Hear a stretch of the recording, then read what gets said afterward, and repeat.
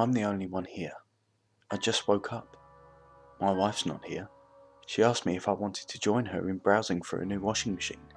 I told her no. I'd much rather stay at home. She left to find a new washing machine, even though the one we have now works just fine. I used it just an hour ago. My father's not here. He lives with us since his wife died.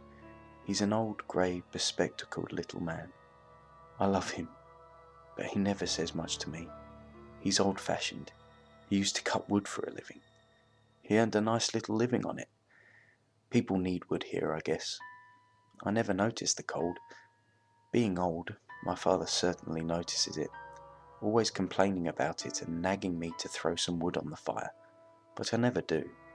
He told me that I would absolutely never listen to him or reason. He's wrong, you know. I used the fireplace just an hour ago. My son's not here. David always has something to do. He never seems to stay in one place very long. He's 16, handsome, charming. He gets all the girls, and I know that's why he always goes. He asked me if he could borrow my car before he left. I told him no, and he threw his typical fit. He said I always stay inside and never use my car for anything. That's not true.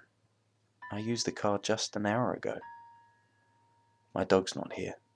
She's really a puppy, not much older than a few months, but still almost big enough to take me down with enough speed. She always jumps on me when it's time for her walk.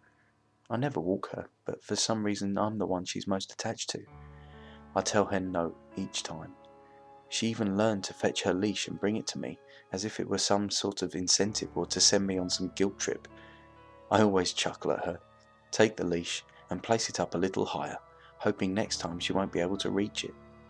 Her eyes sometimes get me though, pitiful puppy eyes. She's such a good actress. She has become less enthusiastic over time, as if to say to me that she's lost hope that I'll ever take her on a walk. She beckons with the leash, nudging my hand with her wet nose, almost trying to force it into my hand to make sure I use it. I guess I finally gave in. I used the leash just an hour ago. I'm the only one here. I just woke up, but now I think I'll go back to sleep. It's too quiet here. A gunshot wound to the head, inflicted with a shotgun. It was pretty gruesome. He was in his own bed. Another rather large and husky man shuffled some papers on the desk. But that's not all? No, unfortunately. We thought he was alone in the house at first, but then we returned and investigated. And? The chief of police rubbed his eyes, weary with the weight of a long and looking to be even longer day. He wasn't alone.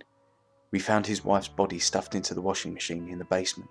It looks like she was suffocated with some bed sheets. He turned on the washer after his wife was all inside. What the hell? Then an older gentleman, about 75 years old, who we presumed to be his father. Well, actually we only found the remains of him. His limbs were all severed, along with his head and his torso. And his torso was bifurcated. Relatively cleanly, I might add, as if with an axe. We found the remains of his father in the fireplace, partly charred. The guy lit a match and threw it in with him. Looks like the hair was set on fire first. Jesus. A younger guy, anywhere from 15 to 18 years old. His son. We found him in the guy's car, sitting in the garage. The car was on, and the kid's hands were duct taped to the steering wheel. His eyes were still open.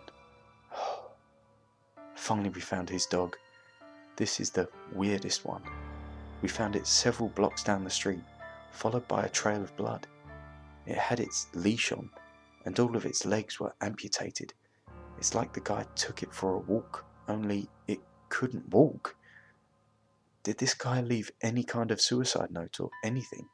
Or was he just fucking insane? Actually, we did find this note on his bed, written in shaky, uneven letters. We believe he wrote it just before he shot himself. It says, "They said I'd never use the shotgun.